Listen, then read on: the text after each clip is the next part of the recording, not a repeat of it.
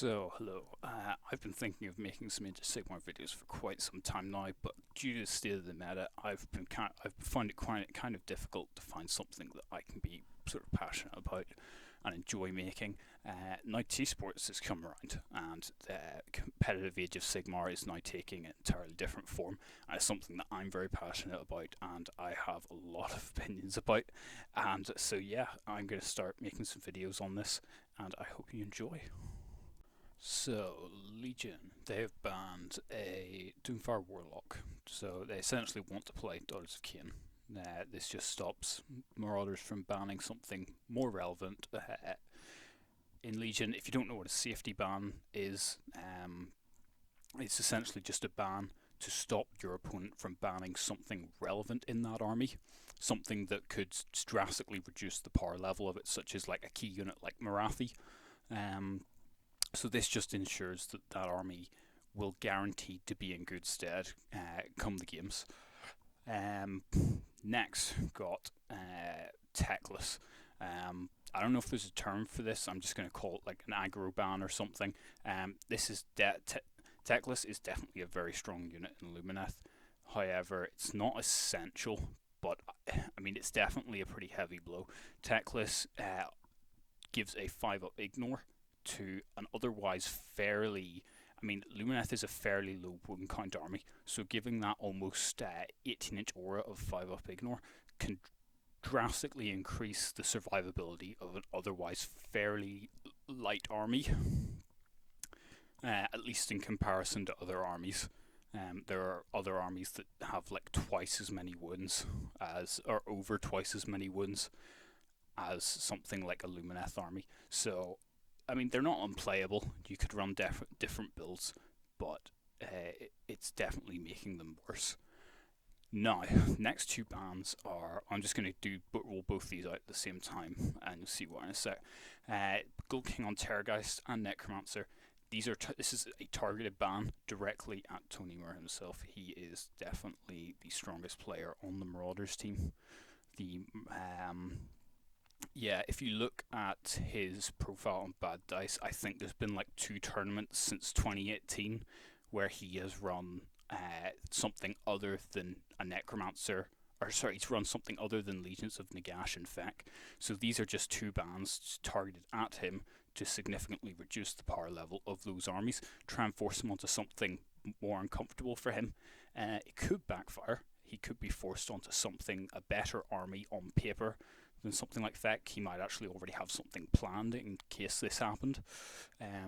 So yeah, we'll see how this plays out. And then Flamers of Tzeentch. I don't know how I feel about this.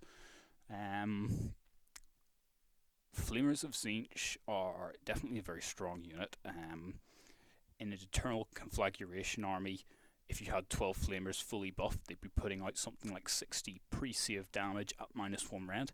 It's insane. I mean, Lumineth armies are typically less than 100 wounds, maybe just over 100 wounds, so I mean this would be like killing half their army in a turn. However, they're extremely light.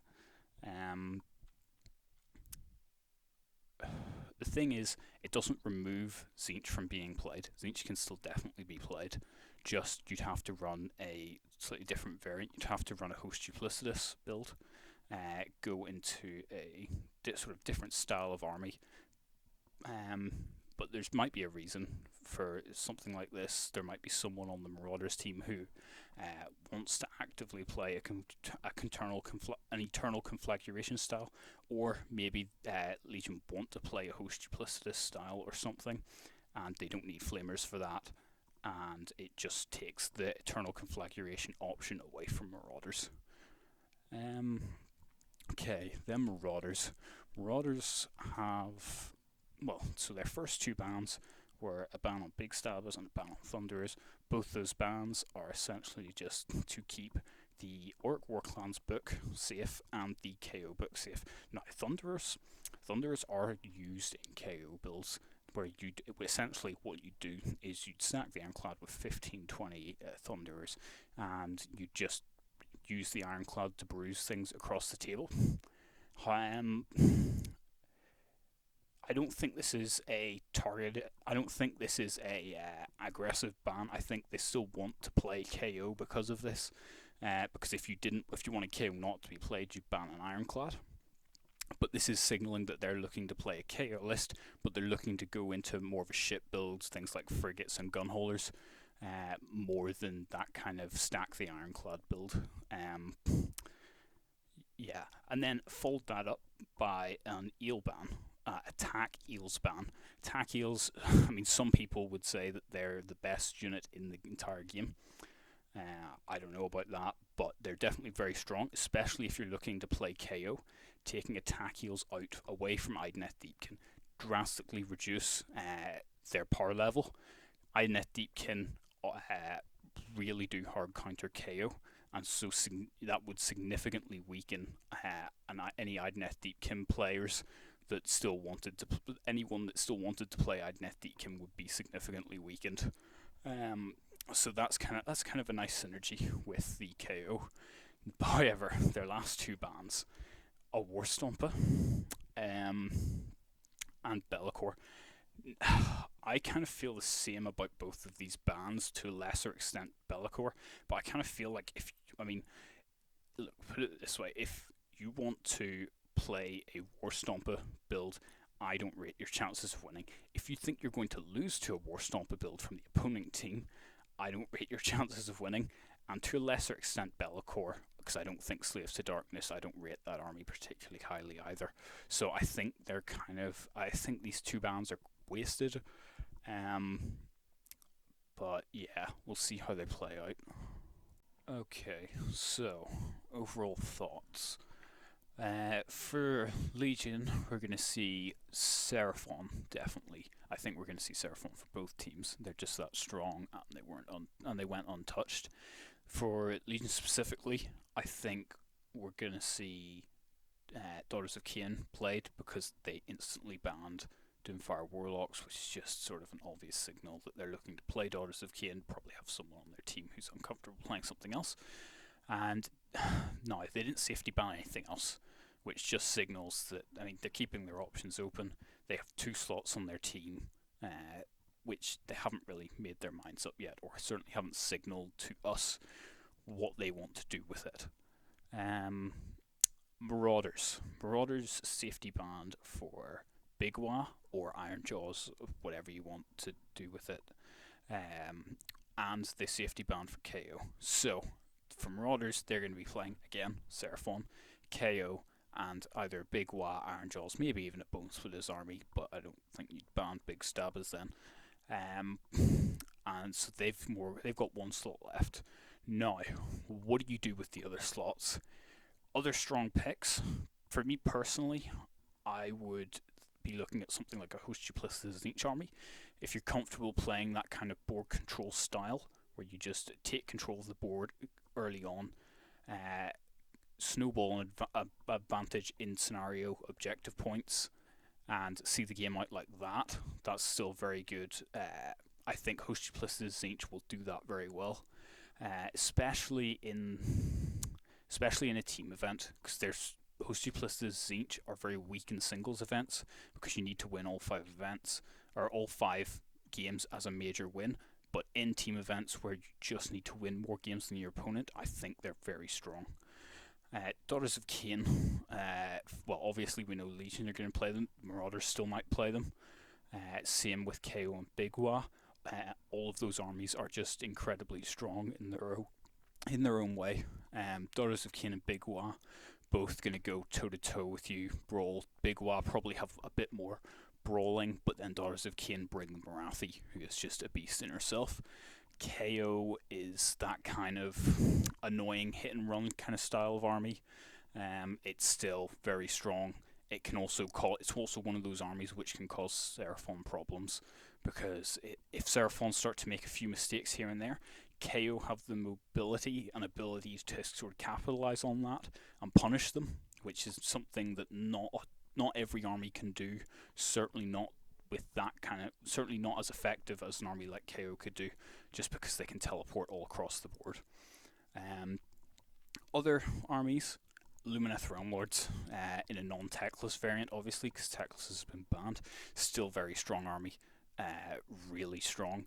They're one of the harder armies to play remaining, just because, especially without techless, just because it's very much a toolbox kind of style of army, even without techless. I wouldn't rate sort of the Sentinel spam of where they just take tons of archers. I don't think that has enough damage output straight up. But if you sort of play it right, you could take maybe 40 archers for good shooting threat. You could take some cows for damage, and then you could have some spears just to hold the front line. You could have mobility in the cavalry. Right, it can be a very good army just to provide a lot of different versatility, and you could throw it down, and whatever matchup it goes into, it's going to have some kind of chance. Maybe not against Seraphon, but no one does. And then the last one, Fire Slayers. I just think they're another very strong army, especially in team events. I think it's been unanimously decided that Fire Slayers are if not one of the best team event armies. It's where they play that same kind of host style as Host Duplicis, where they just take control of the board by in a slightly different way.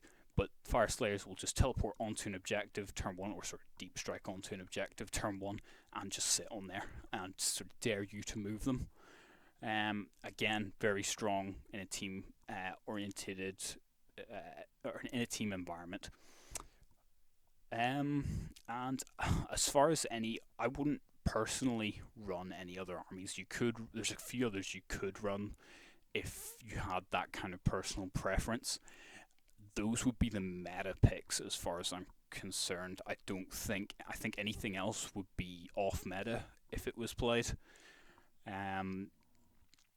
Yeah, you could. So the only other thing that could be played as an off meta pick would be Idoneth Deepkin.